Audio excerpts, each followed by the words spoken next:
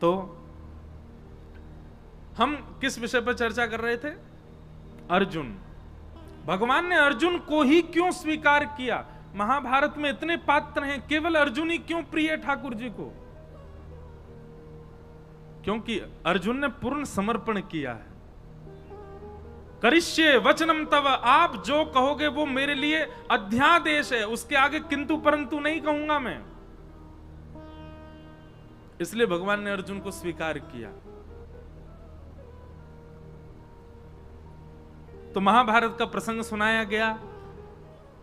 अब प्रसंग बहुत बार विस्तार से कहा है, थोड़ा हम आगे चलते हैं। प्रथम स्कंद विश्राम कर दें, कल फिर ठाकुर जी का जन्मोत्सव भी होना है, महापुरुषों के थोड़े वचनामृत भी सुनेंगे। तो अभी हम विषय जो प्रमुख हो उसको थोड़ा थोड़ा कह के चलेंगे। महाभारत का युद्ध विश्राम हो गया, परंतु दुर्योधन ने बदला लेने के लिए अश्वत्थामा को भेज दिया और कहा जाओ जाकर के पांचों पांडवों को सोते हुए मार दो।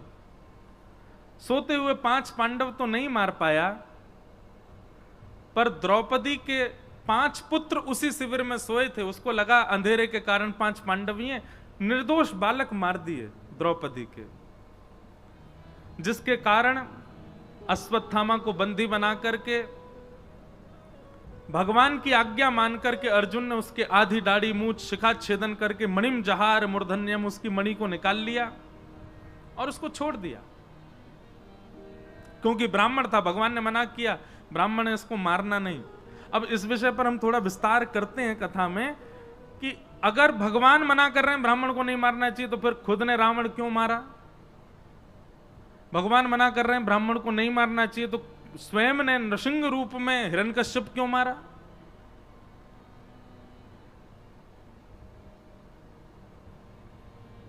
और जब स्वयं ने ब्राह्मण के रूप में रावण का भी वध किया है, हिरण्यकश्यप का भी वध किया है, तो फिर आज अर्जुन से क्यों मना कर रहे हैं ब्रह्मबंधुर्ना हंतव्य?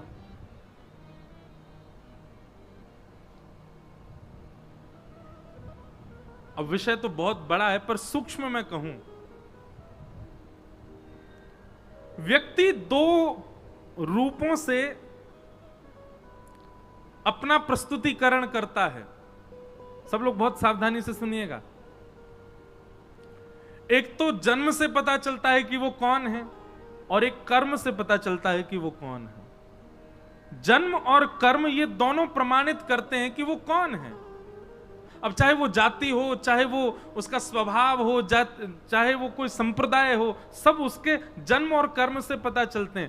पर ये बात आप सब भी स्वीकार करेंगे, पूरा विश्व स्वीकार करेगा, जन्म से आप चाहे जो भी हो, पर कर्म से अगर आप श्रेष्ठ हो तो ही श्रेष्ठ माने जाओगे। बात सही है कि नहीं है? अब जन्म से भले ही आप खूब ऊंचे कुल में हो, खूब श्रेष्ठ कुल में हो, अच्छे जाति में हो, अच्छे संप्रदाय में हो, अच्छे नाम गोत्र में जन्म लिया, लेकिन स्वभाव से बिल्कुल विपरीत हो। जैसे रावण पुलस्त्य ऋषि के खानदान में है, ब्राह्मण कुल है, सारस्वत ब्राह्मण है,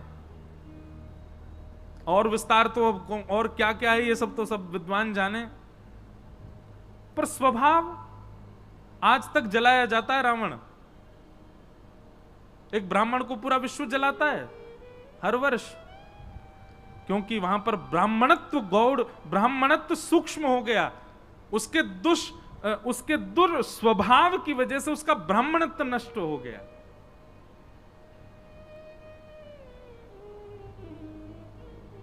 जन्म से और कर्म से हमारा स्वरूप पता चलता है। रावण भले ही ब्राह्मण है, लेकिन रणभूमि में शस्त्र हाथ में लेकर के खड़ा है, और शस्त्र धारण करने का अधिकार क्षत्रिय का है। और रणभूमि में, क्षमा कीजिए, सामने जो आएगा वो शत्रु है, उसकी मृत्यु तो निश्चित है।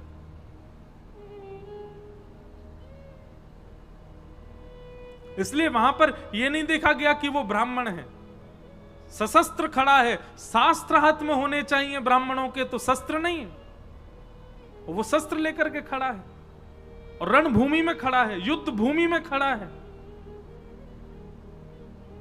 और उसके बाद एक पर स्त्री को बंधी बना करके अपहरण करके खड़ा है, पूर्ण रूपेण अपने ब्राह्मणत्व का नाश कर दिया है। इसलिए ठाकुर जी ने वहां विचार नहीं किया है। और रही बात अश्वत्थामा की, ये आतताई है, रणभूमि में नहीं आया है। रणभूमि में अश्वत्थामा के पिता थे तो मारे गए, ये तो छिप करके एक कायरों जैसा काम कर रहा है। भगवान ने एक प्रकार से उसको ब्राह्मण कहकर के छोड़ दो, इससे कोई भलाई नहीं, इससे कोई ऐसा नहीं कि उसके ऊपर कृपा की, बल्कि अश्वत्थामा को और बड़ा दंड दिया। अगर इसको मार दोगे तो इसकी मृत्यु 2 क्षण में हो जाएगी, ऐसा करके इसको जीवित छोड़ दो कि हर क्षण मरे। बल्कि भगवान ने तो उसको और कड़ा दंड दिलवाया है। अश्वत्थामा आज भी चिरंजीवी है, आज भी जीवित है, परंतु अपने चिरंजीव होने पर, अपने अमर होने पर अश्वत्थामा को कभी प्रसन्नता नहीं होती होगी, रोता ही होगा हर क्षण।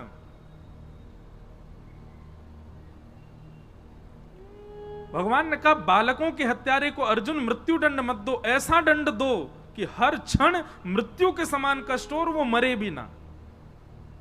और वो दंड भगवान ने दिलवाया। और रही बात, एक मेरी बात आप बहुत ध्यान से सुनिएगा, कई जगह ब्राह्मणों के लिए थोड़ा पक्ष आता है कि उनको ऐसा नहीं, उनके प्रति ऐसा, तो कई लोग बोलते हैं महाराज जी उनके पक्षपाती हैं क्या भगवान? हाँ हैं। एक बात ध्यान से सुनना, सबके लिए दंड का निधान है। सबके लिए भगवान कहते हैं तुम ही दंड दे दो, ब्राह्मण को दंड मत दो। तो हमको लगता है भगवान पक्ष कर रहे हैं, ब्राह्मणों के लिए इतनी छूट कर देते हैं। नहीं, भगवान कहते हैं बाकियों को दंड तुम दो, ब्राह्मणों को तो मैं दंड दूंगा। अरे मैंने ब्राह्मण कुल में भेजा, इतने श्रेष्ठ कुल में भेजा, इतना योग्य बना करके, उसके बाद भी दुष्कर्म। तो ब्राह्मण यदि कुछ गलत करते हैं तो भले ही समाज में उनको मुक्त कर दिया जाए, पर ठाकुर जी कहते हैं कि उनको तो फिर मैं दंड दूंगा। क्यों? क्योंकि श्रेष्ठ कुल में इसलिए थोड़ी भेजा है कि तुम यहां जाकर के ये सब करो। अश्वत्थामा को मुक्त नहीं किया भगवान ने, मृत्यु से भी बड़ा दंड दिलवा दिया। आज तक मृत्यु को प्राप्त कर रहा है। इस प्रकार पूरी लीला हुई। आगे फिर भगवान रथ में आरूढ़ होने लगे, सबसे बोले भैया अब सब हो गया है, सब कुछ व्यवस्थित हो गया, हस्तिनापुर के राजा बन गए, राज्य गद्दी पर युधिष्ठिर को बैठने की भगवान ने आज्ञा कर दी, सब कार्य सब निवृत्त होने लगे। भगवान जैसे ही जाने लगे, इतने में ही अश्वत्थामा ने संपूर्ण कुरुवंश को नष्ट करने के लिए, पांडवों के वंश में कोई तर्पण करने वाला ना बचे, यह विचार करके अभिमन्यु की पत्नी गर्भवती है, सगर्वा है, उसके गर्भ को नष्ट करने के लिए ब्रह्मास्त्र छोड़ दिया। और जैसे ही ब्रह्मास्त्र छोड़ा है, भगवान उसी समय रथ में बैठ करके जा रहे हैं और ब्रह्मास्त्र उत्तरा को मारने के लिए आ रहा है। उसी समय दोनों भुजा उठा करके ठाकुर जी की ओर दौड़ती है उत्तरा कि पाहि पाहि महायोगिन देव देव जगतपते नान्यम तद्भयं पश्ये यत्र मृत्यु परस्पर। दोनों भुजा उठा करके पूर्ण समर्पण की भावना से ठाकुर जी की ओर दौड़ी है। हे जगतपति मेरी रक्षा करो। जैसे ही दोनों भुजा उठा करके भगवान की ओर दौड़ी, वहां युधिष्ठिर भी खड़े हैं, वहां अर्जुन भी खड़े हैं। अरे उत्तरा के खास ससुर जी हैं अर्जुन, अभिमन्यु की पत्नी है, अपने ससुर जी के पास नहीं गई। युधिष्ठिर राजा हैं, राजा के पास नहीं गई, किसी के पास नहीं गई, सीधे भगवान के पास गई है। और मानो सबको ये बता दिया कि रक्षक तो केवल और केवल यही हैं, द्वारिकाधीश जगतपति। पति शब्द का अर्थ क्या होता है? रक्षक। ये जगत रक्षक हैं। आप चाहे कितनी भी ऊंची पदवियों पर बैठे हो, चाहे कितने भी बड़े बलवान हो, पर विश्व रक्षक तो यही हैं।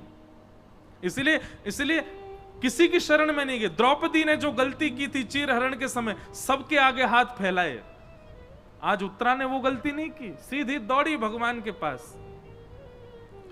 और मानो ऐसा विद्वज्जन कहते हैं कि उत्तरा ने भगवान से जाके कहा, मुझे भले ही कुछ भी हो जाए, मेरे गर्भ के बालक को बचा लीजिए, मेरे गर्भ के उस बालक को जीवित रखिएगा नाथ।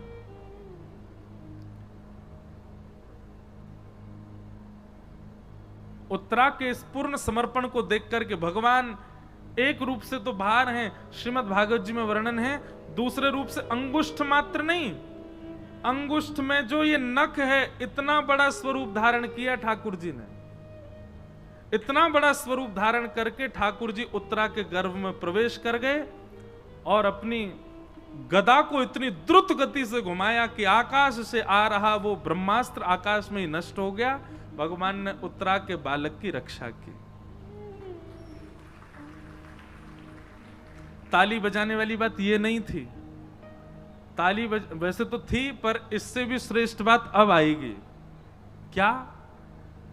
जैसे ही सबको पता चला कि आकाश में ब्रह्मास्त्र नष्ट हो गया, तो सब लोग भगवान की जय जयकार करने लगे। अरे द्वारिकाधीश की जय, कृष्ण कन्हैया लाल की जय, देवकी नंदन गोपाल की जय। भगवान बोले, चुप चुप चुप, क्या कर रहे हो आप लोग? मेरी जय जयकार क्यों कर रहे हो? बोले, लाला तुम्हारी शरण में आई तो तुम नहीं बचा ली। बोले, मैं तो तुम्हारे सामने खड़ा हूं, मैंने तो कुछ किया ही ना, मैं तो यहीं खड़ा हूं, मैं तो हिलो भी ना अपनी जगह थे। तो बोले, फिर ये ब्रह्मास्त्र कैसे नष्ट भयो? तो ठाकुर जी बोले, ये तो उत्तरा के पातिव्रत और उत्तरा के जीवन की तपस्या का फल है कि उसने अपने तप बल से ब्रह्मास्त्र को नष्ट कर दिया। बात समझे? ये ठाकुर जी का स्वभाव है, क्रिया करने के बाद भी आपको ऐसा दर्शाते हैं कि आपने ही किया था, भगवान ने कुछ नहीं किया।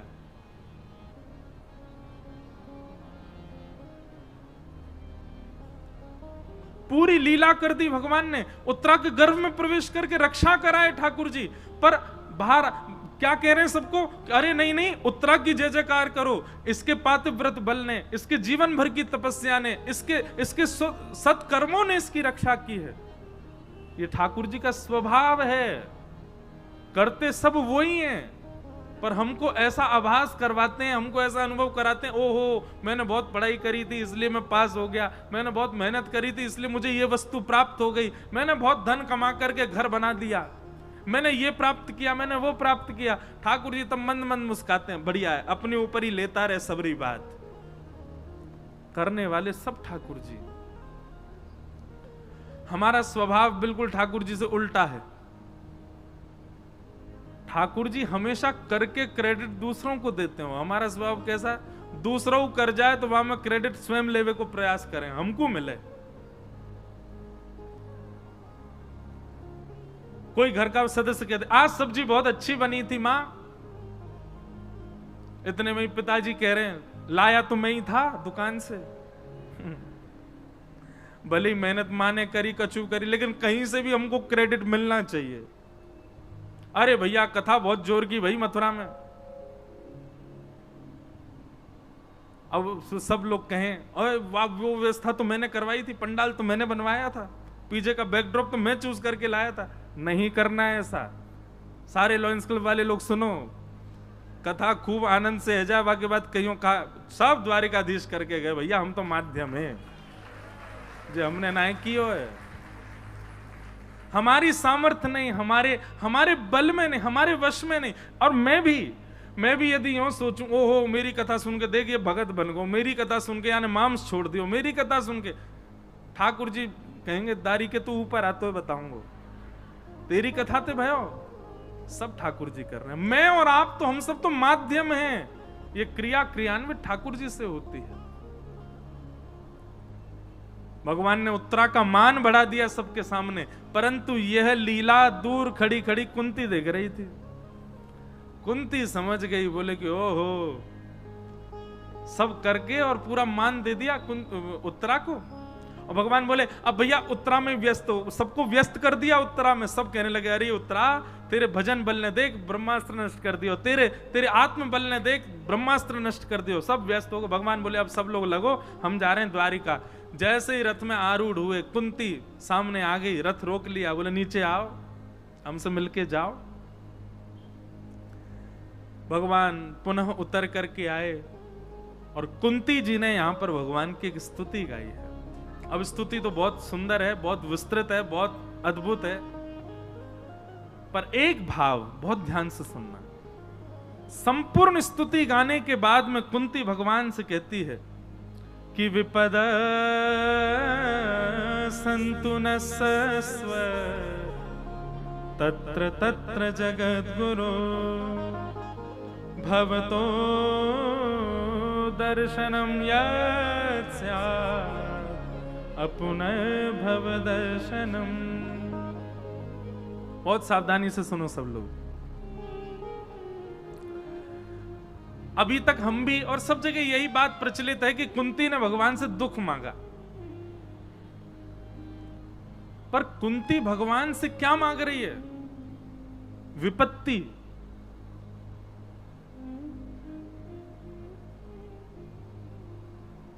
कुंती सिचुएशन मांग रही है ठाकुर जी से, और सिचुएशन कैसी मांग रही है? बोले भवतो दर्शनम यत् स्यात्, जिस सिचुएशन से, जिस वातावरण से मेरी आपके दर्शन करने की इच्छा प्रकट हो, वैसी सिचुएशन, वैसा वातावरण मुझको दीजिए नाथ। परंतु हम मानव हैं, हमारा स्वभाव ऐसा है कि कष्ट की घड़ी में ही हमको ज्यादा ठाकुर जी याद आते हैं। इसलिए कुंती कह रही है कि नाथ मुझे विपत्ति प्रदान करो, मुझे कष्ट दे दो, संसार में जितनी विपत्तियां सब मेरे जीवन में आ जाएं। क्यों? क्योंकि विपत्ति की स्थिति में आपकी स्मृति बहुत ज्यादा होती है। भगवान बोले प्रमाणित करके दिखाओ। तो कुंती कहती हैं, बोले देखो मेरे बालकों को अज्ञातवास 14 वर्ष का वनवास मिला, आप हमारे साथ थे। लाक्षा भवन में जलाने का प्रयास किया, आप हमारे साथ थे। दुर्वासा ऋषि अपने 1000 शिष्यों के साथ प्रसाद पाने आ गए, आपने हमारी रक्षा की।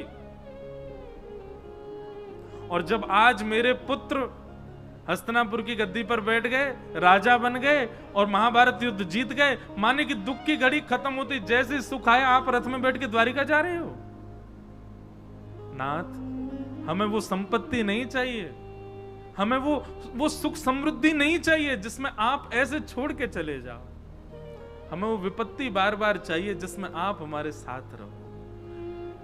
कुंती सुख या दुख से कुंती का कोई लेना देना नहीं, कुंती का लेना देना है भवतो दर्शनम यत् स्यात्, कैसे जिससे भी आपका दर्शन हो वो मुझे चाहिए। ऐसी स्थिति हमारी हो जाए। ब्याह करना है, पति कैसा हो? बोले ऐसा हो, हे राधारमण लाल जी, हम आपसे जितना प्रेम करते हैं हमसे ज्यादा आपसे प्रेम करें। पत्नी कैसी चाहिए? बोले जितना हम आपसे स्नेह करते हैं, जितना हम आपकी कथा में रुचि रखते हैं, हमसे ज्यादा रुचि रखने वाली। अभी क्या हमारे गुण अलग हैं? हम सुंदरता देखते हैं, हम स्वभाव देखते हैं, हम धन देखते हैं, हम संपत्ति देखते हैं। अरे भक्ति भी तो देखो, आपसे अधिक भक्त हो ऐसा भाव रखो। संतान की कामना, तो संतान की कामना में भी यही बात, सुंदर हो, ऐसा मुख हो, गोल मटोल हो, हेल्दी सा हो, ऐसा हो वैसा हो। अरे विष्णु आराधनार्थाय, कैसी भावना रखो, हे द्वारिकाधीश ऐसी संतान प्रदान करना जितना मैं और मेरे पति आपसे प्रेम करते हैं, हमसे दुगना प्रेम आपसे करने वाला पुत्र हो, ऐसी पुत्री हो। हे यमुना मैया, हम जितना आपसे स्नेह करते हैं हमसे अधिक स्नेह करने वाली संतान हमको प्राप्त हो। हम हर वस्तु में भगवत भाव क्यों नहीं रखते जैसे कुंती रखती है? बात सुख की नहीं है, बात दुख की नहीं है, बात यह है कि हर स्थिति में भगवत प्रिय थे हमारा भाव हो।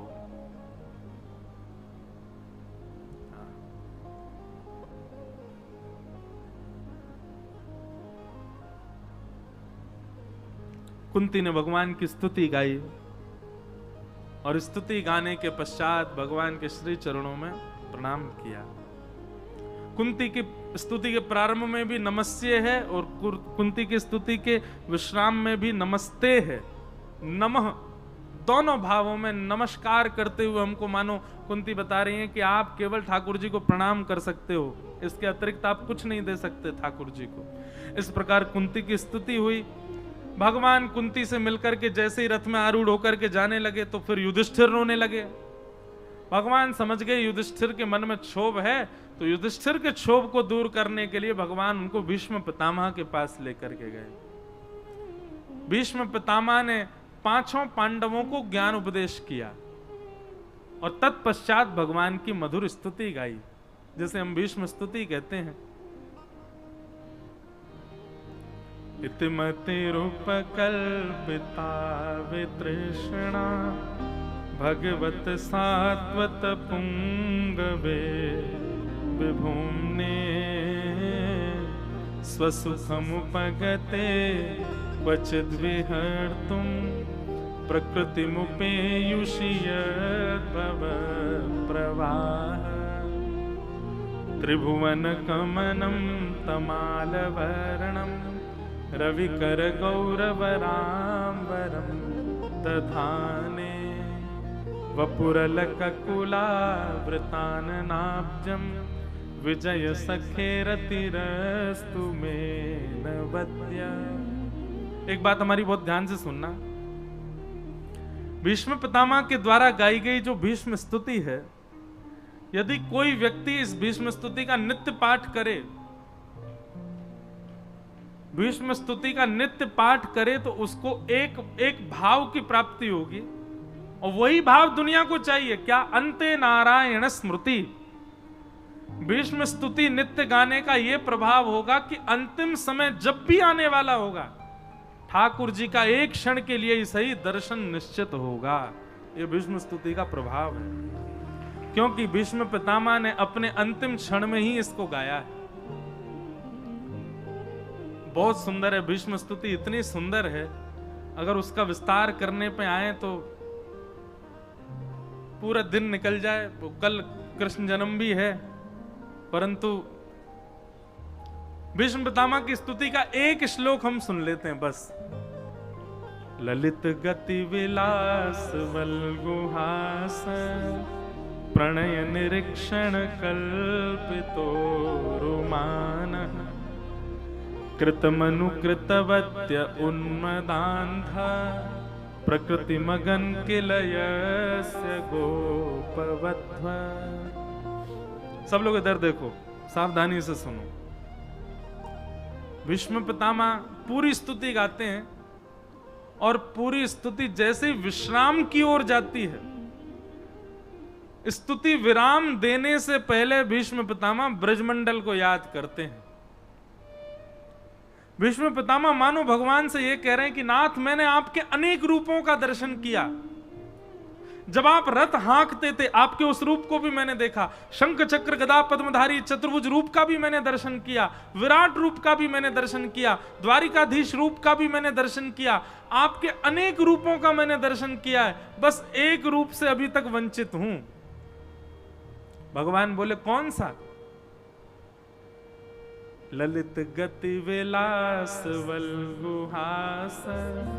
बोले नाथ, जो आपकी ये टेढ़ी मेढ़ी चाल है, वृंदावन में जैसे आप चलते हो, एक पद गाते हैं ना आपके, आप भी गाते हैं, सब ही अंग को बाको गिरधर, सब ही अंग को बाको बाकी चाल चलत गोकुल में छल छबीलो बाको। सब ही अंग को बाको। भीष्म पितामह कह रहे हैं, नाथ, मुझे आपका वो रूप देखना है। बोले कैसे? जो टेढ़ी मेढ़ी चाल आप चलते हैं ना, एक पाम यहां, एक पाम वहां, एक पाम कहीं, अपनी कमर मटकाते भय, अपने सिर को नेक झुकाते भय, अपनी पाग को नेक संभालते भय। आहा, पाग टेढ़ी सिधरे वापे मोती लटकन, भीष्म पितामह कह रहे हैं मुझे ऐसा रूप देखना है। कैसा रूप? पाग टेढ़ी सिधरे वापे मोती लटकर, पाग टेढ़ी सिधरे वापे मोती लटकर। सब लोग गाओ, नेत्र बंद करके अनुभव करो कैसे लग रहे हैं ठाकुर जी। टेढ़ी सी पाग पहन रखी है, वहां पे मोतीन की लटकन है, और जब जब अचक अचक के चले तो महाराज मोतीन की लड़ गालन से छुप रही है ठाकुर जी के। पाग टेढ़ी सिधरे वापे मोती लटकर, पाग टेढ़ी सिधरे वापे मोती लटकर, डोले ब्रज कुंजों में,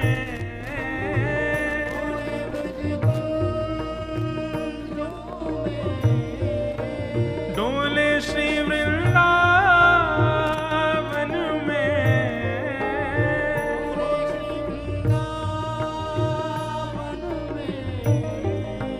झूम के राधा रमन, पाग टेढ़ी सिधरे, पाग टेढ़ी सिधरे, काली कजरारी सी जादू की पिटारी पलकें, काली कजरारी सी जादू की पिटारी पलकें, उनमें मदहोशी भरे,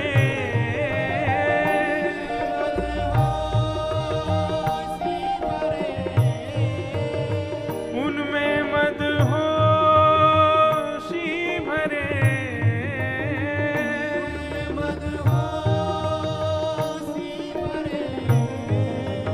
हाय तेरे तिरछे नयन, पाग टेढ़ी सिधरे, पाग टेढ़ी सिधरे, हे वापे मोती लटकर, पाग टेढ़ी सिधरे, वापे मोती लटकर, डोले श्री वृंदावन में,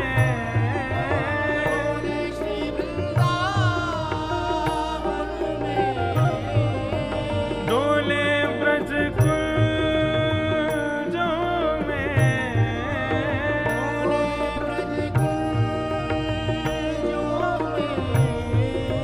झूम के राधा रमन, पाग टेढ़ी सिधरे,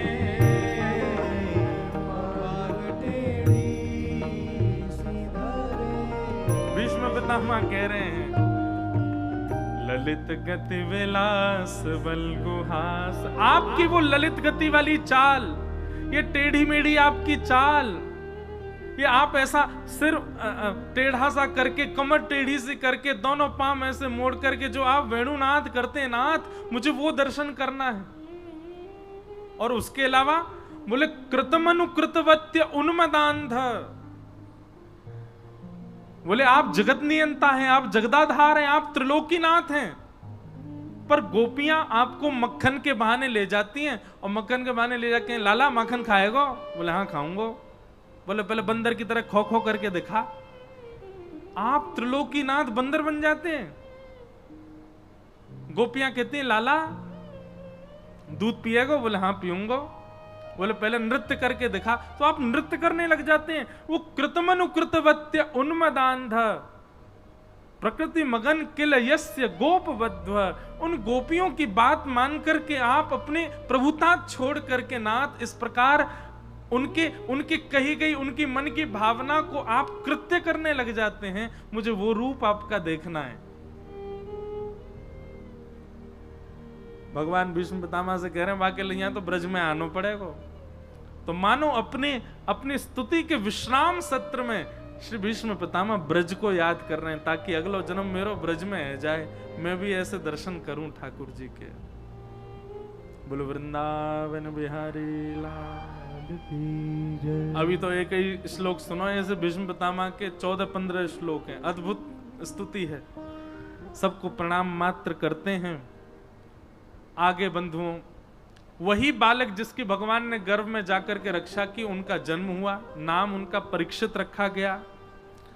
ब्राह्मणों ने आकर के परीक्षित जी की जन्मपत्री बनाई और सारे उनके गुण बताए, लेकिन युधिष्ठिर जी के पूछने पर ब्राह्मणों ने यह भी बता दिया, तक्षकात आत्मनो मृत्युम द्विज पुत्रोपसर्जत प्रपत्स्यत उपश्रुत्य मुक्त संग पदम हरे। तक्षक सर्प के डंसन से आपके इस बालक की मृत्यु होगी। इस बात को सुनकर के थोड़े घबरा गए। अर्जुन बहुत महीने बाद लौट करके द्वारिका से आए। अर्जुन ने आकर के बताया कि वंचितो हम महाराज हरिणाम बंधु रूपिण, भगवान अपनी लीला पूरी करके चले गए। यह खबर सुनते ही पांडवों ने परीक्षित, छोटे से परीक्षित को राज्य गद्दी पर बिठा दिया और स्वयं 5 पांडव स्वर्गारोहण को चले गए। तो फिर परीक्षित जी किसके आश्वासन में रहे?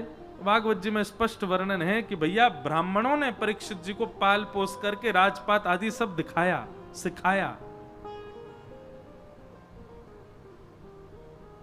द्विजवर्य शिक्षया स्पष्ट लिखा है, ब्राह्मणों ने शिक्षा प्रदान की परीक्षित जी को। परीक्षित जी धीरे धीरे बड़े हुए, आपका विवाह हुआ, जन्मेजय आदि पुत्र हुए। एक दिन दिग्विजय के समय आपको कलयुग मिला। उस कलयुग को आपने 5 स्थान प्रदान किए। द्यूतम पानम स्त्रिय सूना यत्रा धर्मस चतुर्विदः पुनश्च याचमानाय जात रूप मदात प्रभो। 5वां स्थान बंधुओं, 5 स्थान है कलयुग के, ध्यान पूर्वक सुनो। जुआ, द्यूतम, पानम मदिरा पान, भक्ष भक्ष सेवन, पर स्त्री पर पुरुष संग, हिंसा, क्लेश, लड़ाई झगड़ा मार काट, और 5वां स्थान है बिना मेहनत के अनीति से कमाया गया धन। इन 5 स्थानों में कलयुग निवास करता है। अब इन 5 स्थानों की भी बड़ी वृहद व्याख्या है। केवल जुआ ही कलयुग का निवास नहीं है, लक्ष्मी का असद व्यय कहीं भी करोगे वही कलयुग का निवास है। पानम यानी कि जिस किसी भी वस्तु के सेवन को आप ठाकुर जी के भोग में प्रस्तुत नहीं करते, वो आपके सेवन में भी नहीं आनी चाहिए। उन सबसे कलयुग का प्रभाव होगा नहीं तो। भुंजते ते त्वघम पापात ये पचंत्यात्म कारणम, भगवान गीता में कहते हैं अपने लिए जो भोजन बनाते हैं और मेरा भोग नहीं लगाते, अपने स्वाद के लिए खा लेते हैं, अपना पाप खा रहे हैं। इस प्रकार ये 5 स्थान हैं, द्यूतम पानम स्त्रिय सूना, और 5वां अनीति से कमाया गया धन। इन 5 स्थानों में कलयुग निवास करता है। राजा परीक्षित ने 5 स्थान कलयुग को दे दिए, पर श्रीमद् भागवत जी में ऐसा वर्णन है जब तक परीक्षित जी धराधाम पर रहे तब तक कलयुग अपने रूप में नहीं आया। बोले क्यों? बोले परीक्षित जी के भय के कारण कलयुग ने अपना स्वरूप विस्तृत नहीं किया, सूक्ष्म रूप से ही रहा। जब परीक्षित जी चले गए तब कलयुग ने अपना भाव डालना सब जगह प्रारंभ किया। एक दिन परीक्षित जी आखेट को वन में गए, वहां बहुत जोर की प्यास लगी तो शमिक ऋषि के आश्रम गए। शमिक ऋषि समाधि में बैठे थे, जल की याचना की, न मिलने पर ऋषि का अपमान किया। गले में मरा हुआ सर्प डाल दिया, तो आपके पुत्र श्रृंगी ने परीक्षित को 7 दिन में मरने का श्राप दे दिया। परीक्षित अपने पुत्र जन्मेजय को राज्य गद्दी पर बिठा करके गंगा के तट पर आ गए। वहां पर अनेक ऋषियों से आपने पूछा जल्दी मरने वाले की मुक्ति का उपाय क्या है। तभी वहां पर सुखदेव जी का आगमन हुआ। ये सब कथा कहने को तो अभी 2 घंटा की कथा है, लेकिन हमने 2 मिनट में कही है क्योंकि बहुत विस्तृत भाव है। सब लोग हाथ जोड़ करके सुखदेव जी को प्रणाम करो, सुखदेव जी को वंदन करो कि तत्रा भवद भगवान व्यास पुत्रो यदिच्छया गामट मानो नपेक्षः अलक्षलिंगो निजलाभ तुष्टो व्रतस्य वालैरवधूत भेष। बोलो सुखदेव जी महाराज की। वास्तव में कथा तब शुरू होती जब सुखदेव जी आ जाते। अब सुखदेव जी का आगमन हुआ। परीक्षित ने चरणों में प्रणाम करते हुए यही प्रश्न किया, जिसके जीवन के 7 दिन बचे हैं, जो म्रियमाण अवस्था में, उसको क्या करना चाहिए। सुखदेव जी बोले इसका उत्तर तो हम आपको कल बताएंगे 3 बजे से 3:30 बजे से, क्योंकि अभी विस्तार, ये सब भाव इतने सुंदर लगते हैं हमको कि इनको कहने में आए तो 1 आध घंटा हमको चाहिए ही चाहिए। तो कल की कथा 3:30 बजे से ही प्रारंभ होगी और कल की कथा 7, 7:30 पूरी नहीं होगी। कल की कथा 8 बजे तक चलेगी, क्योंकि कल ठाकुर जी का जन्मोत्सव होना है, विषय बहुत सारे हैं, सबका स्पर्श करना है। इसलिए कल सब लोग थोड़ा समय ध्यान पूर्वक लेकर के आइएगा साथ में। कल समय थोड़ा ज्यादा लगेगा, हम आप सब लोग भाव से सुनेंगे।